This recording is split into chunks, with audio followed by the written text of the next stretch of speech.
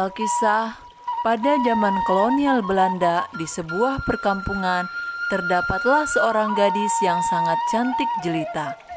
Anak tunggal dari keluarga petani yang hidup masih dalam kekurangan. Nyi Jompong, begitulah nama gadis desa yang kecantikannya dikenal oleh setiap pemuda. Dia tidak pernah peduli dengan kecantikan wajahnya dengan sanjungan-sanjungan para pemuda.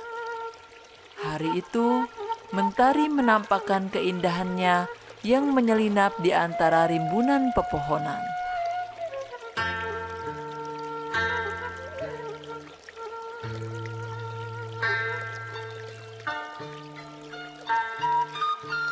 Nyai, kah aya purogi naon bapak? Nyai, danten iya entah kedak sawah. Aya naon bapak? Nyai teu kedah ngiring ka sawah. Nyai dinten ieu nutup pare wae. Setelah itu, berangkatlah kedua orang tuanya meninggalkan rumah menuju sawah yang lumayan cukup jauh.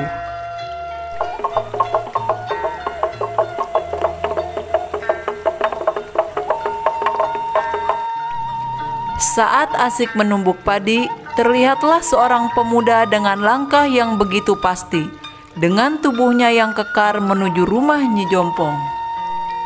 Pemuda itu adalah preman kampung yang bernama Ciriwis.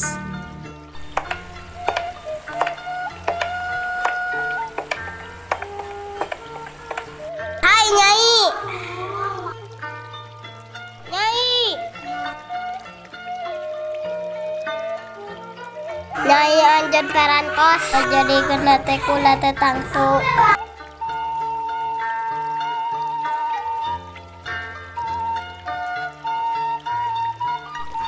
Tiba-tiba ada suara tong-tong yang mengisyaratkan bahwa hari itu adalah hari di mana para penduduk kampung harus menyerahkan upeti kepada pemerintahan Belanda yang berupa hasil bumi.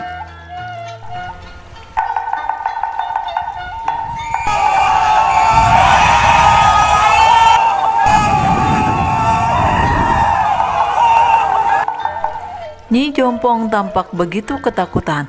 Kemudian dia bersembunyi, tapi para serdadu Belanda terlanjur terpesona melihatnya.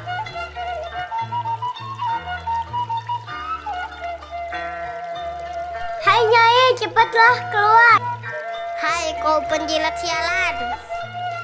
Oh, kau mau jadi pahlawan.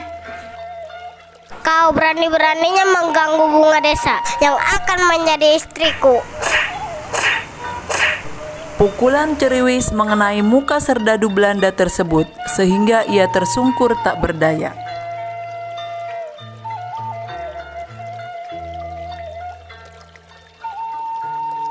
Sudahlah, kau pergi saja. Katakan pada atasan kalian, jangan pernah bermimpi bisa mengalahkanku. Begitu genting keadaan kampung hari itu. Sedangkan Nyi Jompong tidak berani keluar rumah sampai kedua orang tuanya datang.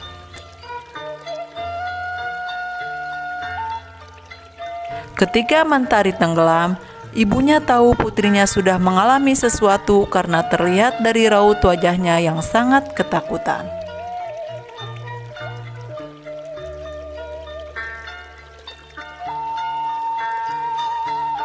Nyai aya naon? Nyai ditinggalin minta tenang. Aya naon Nyai?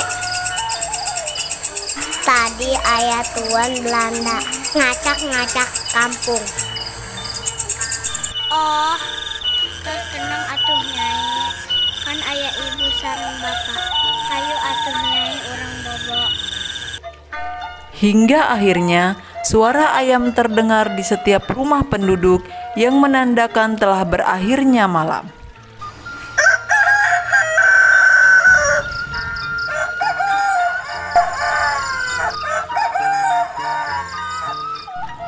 Pada waktu itu, tersiarlah sebuah kabar bahwa ada seorang pemuda yang telah meninggal dengan lubang peluru di kepalanya. Semua penduduk desa menyadari bahwa yang terbunuh adalah Ciriwis, seorang pemuda yang kemarin mengalahkan semua serdadu Belanda.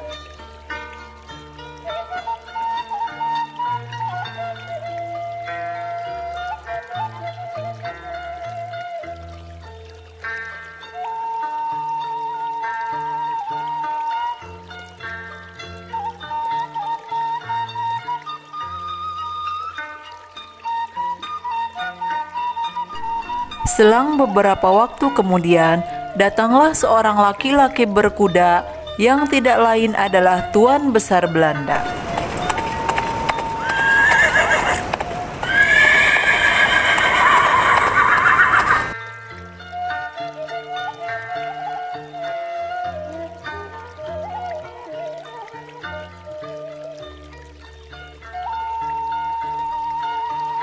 Kau Nyai, maukah kau menjadi istriku?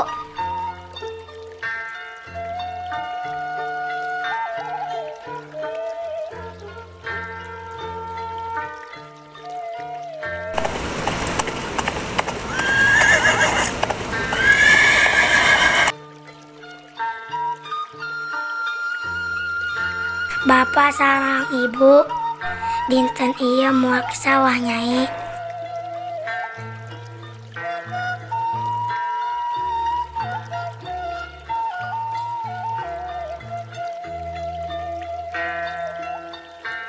Emak bapak, Nyai badai ke sawah, badai ngalah tutut.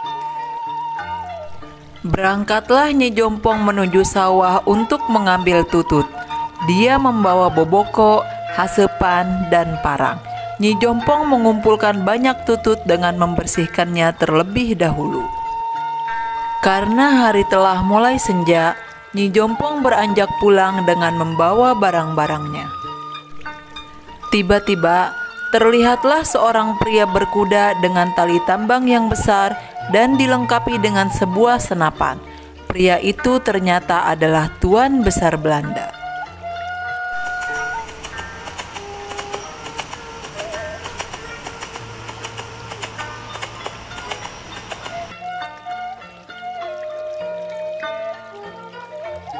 Menyadari adanya bahaya besar, Nyi Jompong berlari dan terus dikejar oleh Tuan Belanda.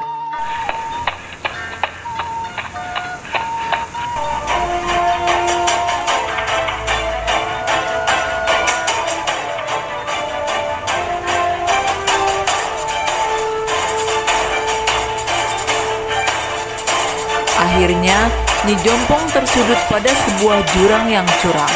Dia menjatuhkan diri ke jurang hingga 3 kali benturan yang mengakibatkan Nyi Jompong tewas dengan bagian tubuhnya yang terpisah-pisah. Kematian Nyi Jompong menjadi sebuah pelajaran bahwa seorang gadis haruslah menjaga kehormatan dirinya dan keluarganya, karena kehormatan tidak bisa diperjualbelikan. Lebih baik mati untuk mempertahankan kehormatan daripada harus hidup dalam kenistaan. Peristiwa itu sekarang menjadi sebuah tempat yang dikenal oleh penduduk sekitar, yaitu Curug Nyi Jompong.